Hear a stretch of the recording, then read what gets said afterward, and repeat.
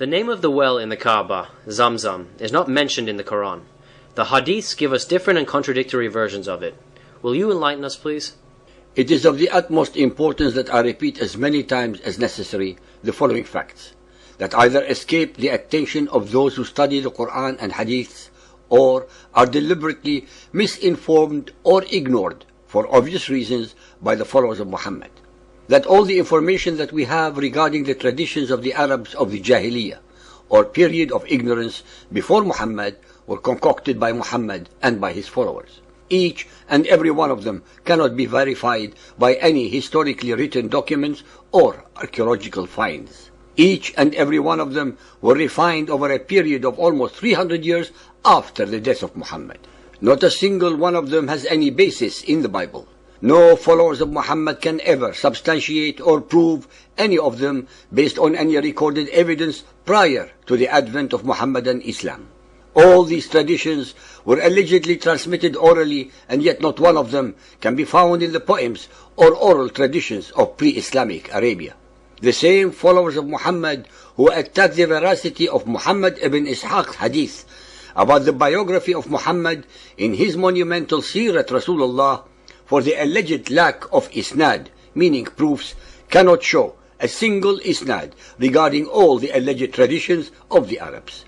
What we have at hand are myths, lies, falsified history and genealogy to give Muhammad and his followers a worthy ancestry similar to that of the people of the book.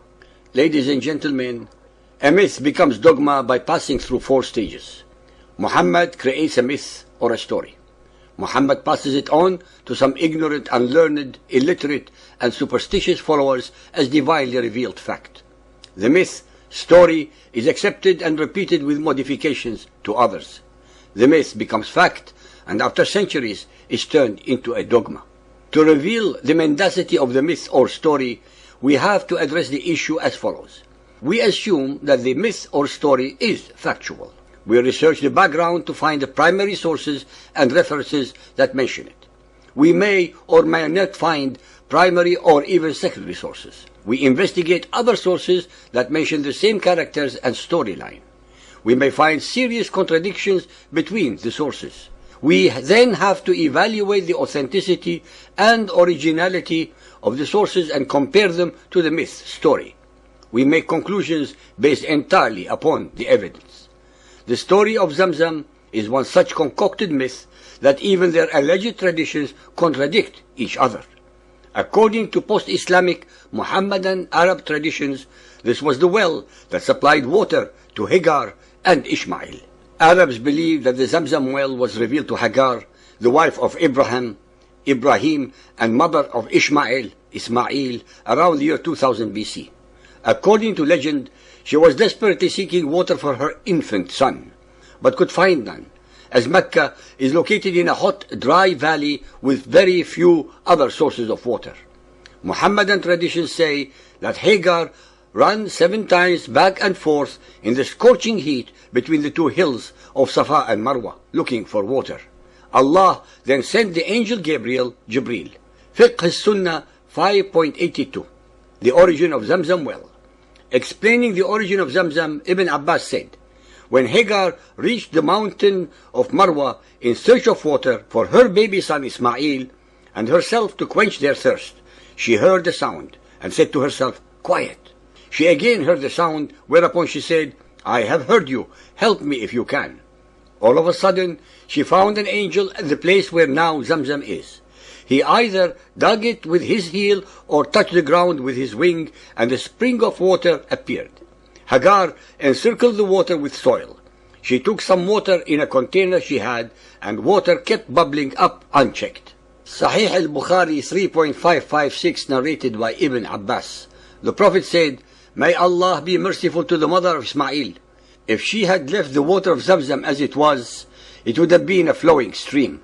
The Jurhum, an Arab tribe, came and asked her, May we settle at your dwelling? She said, Yes, but you have no right to possess the water. They agreed. This alleged tradition shows that the Jurhum were an Arab tribe before the arrival of the Hebrew Ishmael to the valley of Mecca. Hence, the descendants of Ishmael, from whom came Muhammad, were not original Arabs, but Arabicized, Musta'riba Arabs. It should be noted that one of the most important women in the Muhammadan tradition, the mother of Ishmael, Hagar, is never mentioned by name neither in the Quran nor in many of the hadiths, such as the above, as she is referred to only as the mother of Ishmael. In the Qarawiyun manuscript, folio 43 AB, there is a completely different version by Ibn Kathir's Sirah. Then Gabriel came to the Prophet when prayer had been ordained, and he hollowed the place in the wadi, which is the valley, with his heel, so that a spring of running water gushed forth. Gabriel performed his ablution while Muhammad washed him. He washed his face, rinsed his mouth, sniffed water up his nostrils, and wiped his head, and his ears, and his legs as far as the ankles, and sprinkled his pudenda. Then he arose and prayed 2 bowings and prostrated himself 4 times upon his face. Upon the Prophet returns, Allah having refreshed him, and his mind was at rest, for what he yearned for had come to him from Allah. He took Khadija by the hand and brought her to the spring and performed his ablution as Gabriel had done. Then he made 2 bowings and 4 prostrations, both he and Khadija. Thereafter the pair of them used to pray secretly. If this is the true case, then it completely negates the possibility that Zamzam was as old as the days of Ishmael, and the stories are rendered totally incompatible and suspect, especially since Zamzam was allegedly a venerated well in Mecca long before Muhammad. Now let us compare the above with the original and only version in the Bible. Genesis 21:14. And Abraham rose up early in the morning and took bread and a bottle of water and gave it to Hagar, putting it on her shoulder and the child, and sent them away. And she departed and wandered in the wilderness of Beersheba. And the water was spent in the bottle, and she cast the child under one of the shrubs. And she went and sat down opposite him a good way off, as it were a bowshot. For she said, Let me not see the death of the child. And she sat opposite him, and lifted up her voice and wept. And God heard the voice of the lad, and the angel of God called to Hagar from heaven and said to her, What ails you, Hagar? Fear not, for God has heard the voice of the lad where he is. Arise, lift up the lad, and hold him in your hand, for I will make him a great nation. And God opened her eyes, and she saw a well of water, and she went and filled the bottle with water, and gave the lad to drink. And God was with the lad, and he grew and lived in the wilderness and became an archer. And he lived in the wilderness of Paran, and his mother took for him a wife from the land of Egypt. In the original biblical story above, there is no mention of Arabia, Allah, Zamzam, or Mecca, since both Hagar and Ishmael remained in the vicinity of Beersheba and Egypt. The well that was revealed by Gabriel was near Beersheba and not Mecca, and had no name, especially not Zamzam. Most important of all, Hagar took him to Egypt and not Arabia. Setting aside the fact that the story as depicted in the Quran and Ahadith contradicts everything that the Bible narrates about Abraham, Ishmael, and Hagar, it is important to point out that in the parched environment of the Arabian Peninsula, all sources of water, especially wells, were venerated. Zamzam was allegedly a holy place among the Arabs of the Jahiliyyah, long before Muhammad and his Quran. Anyway, it was because of Zamzam being a source of water that an enclosure surrounding it was built to protect it, and then the Kaaba became a holy place venerated by the pagan Arabs. The allegations made by Arab historians and theologians that Zamzam was holy to the pagan Arabs because they had already known about Hagar and Ishmael are totally false and unsubstantiated. There is not to be found a shred of written or oral tradition anywhere in Arabian history or literature to support such a preposterous statement.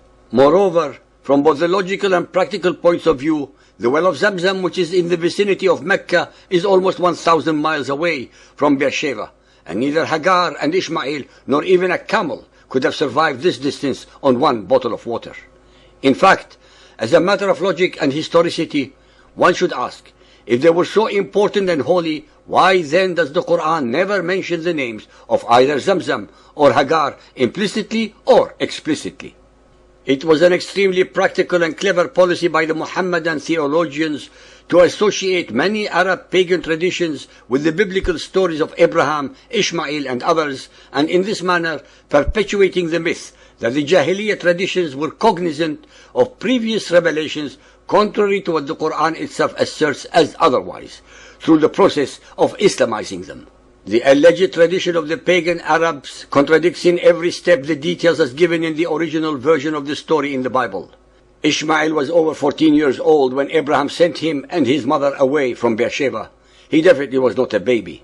In conclusion, it is not difficult to separate fact from fiction, since any reader has the original story in the Bible, which was revealed to Moses 2,200 years before Muhammad, and the myths and legends created by himself and his followers to pervert, contort, and twist history, facts, religion, and veracity.